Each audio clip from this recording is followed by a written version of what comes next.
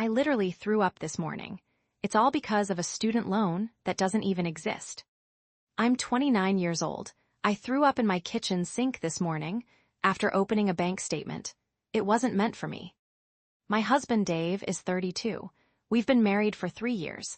Since day one, our biggest stress has been his crippling student loan debt. He told me he owed $65,000 when we got married. We live in a tiny apartment to save money. I drive a 2012 Corolla with a taped-on bumper. I even picked up a second job bartending on weekends, on top of my regular 9 to 5. I transfer $1,500 of my earnings to his personal account every month. It's supposed to cover the loan payment. Today, a letter came from a bank I didn't recognize. I opened it, thinking it was junk mail. It was a custodial account statement. The balance? $54,000. The beneficiary, his 6-year-old niece. I waited for him to get home, shaking. When I showed him the paper, he didn't even look guilty. He looked annoyed that he got caught.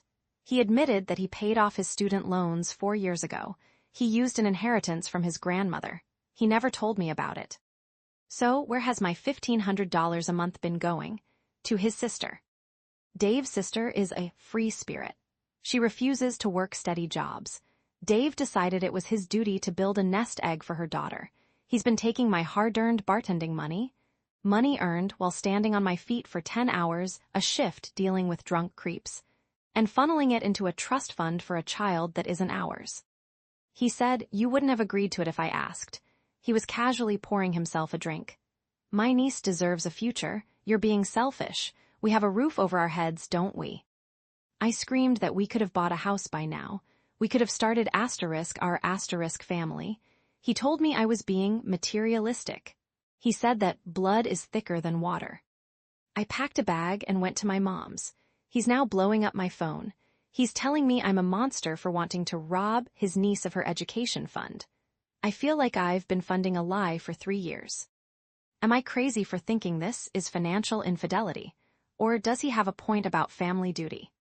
Did I overreact? Let me know what you think in the comments. My mother-in-law got me fired from my dream job. Now I'm getting revenge in the most legal way possible. I'm a 29-year-old woman. 4 years ago, I lost my dream job. I was a 25-year-old marketing manager. I was making $92,000 a year. I thought it was just bad luck, that I got laid off 3 months after my wedding. My mother-in-law, Sharon, is 62. She's an old-school Southern belle. She thinks my husband should be the sole provider, and that I should be home making pot roasts. Last weekend, I was fixing Sharon's iPad. She somehow deleted the internet again. I saw an old email thread with the VP of my old company. They go to the same country club. Sharon explicitly planted a rumor. She said I was mentally unstable and secretly pregnant. She wanted them to cut me during the merger. I felt sick reading it. I lost 4 years of career progression. I fell into a deep depression because she wanted a housewife for her son. Here is where I might be the villain. I didn't tell my husband what I found out. Instead, I realized Sharon's family logistics business is failing. They needed a crisis consultant. My husband begged me to save the family legacy. I agreed, but I set my rate at $300 an hour. That's triple my standard fee. Sharon had to sign the contract yesterday.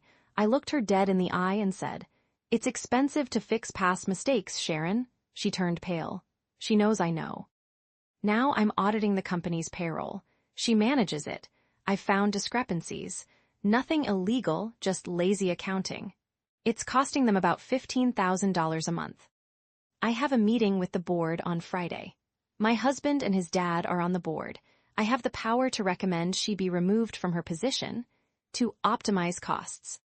My husband thinks I'm just being a ruthless businesswoman. I'm actually just a vengeful daughter-in-law. The question is, do I tell him what she did to me, or do I just fire her publicly and call it even? Should I tell my husband, or just fire her? What would you do? My roommate threw a glass of wine at my head, all because I won't let her live in my new mansion. I'm a 25-year-old woman, and Sarah, who is 26, has been my best friend and roommate for 3 years. Last year was really rough. I lost my marketing job and was unemployed for 6 months. Sarah was an angel. She covered my share of the rent and utilities, about $6,000 total. I found a new job 2 months ago. I've already paid her back $2,000, with a plan to pay the rest by Christmas. Here's the twist. My estranged grandmother passed away last week. I was the only grandkid who visited her in hospice, so she left me everything. Specifically, a fully paid-off 4-story Victorian home in the city. It's worth $1.5 million. When I got the news, Sarah screamed with joy. She hugged me and said, "We finally made it. I'm taking the attic for my art studio." She started showing me Pinterest boards for our living room. My stomach dropped. I realized immediately, I don't want a roommate. I want to live alone. I want to walk around naked and not worry about dishes in the sink. Last night, I sat Sarah down. I placed a cashier's check for $10,000 on the table. That covers the remaining $4,000 I owe her, plus a $6,000 thank you bonus to help her get her own luxury apartment. I said, "I love you, but I'm moving into the house alone. This money is for you to start fresh." She didn't take the check. She exploded. Wait until you hear what she said. She screamed, "I fed you when you were eating instant noodles. I kept a roof over your head. If I hadn't paid your rent, you would have moved back to Ohio and never even got this inheritance." She claims that by supporting me during my low point, she invested in my future and deserves to share in the success. She is now refusing to move out of our current apartment. Our lease ends in 14 days. She says if I don't give her a key to the house, I'm making her homeless. Our mutual friends are blowing up my phone, calling me a greedy class traitor.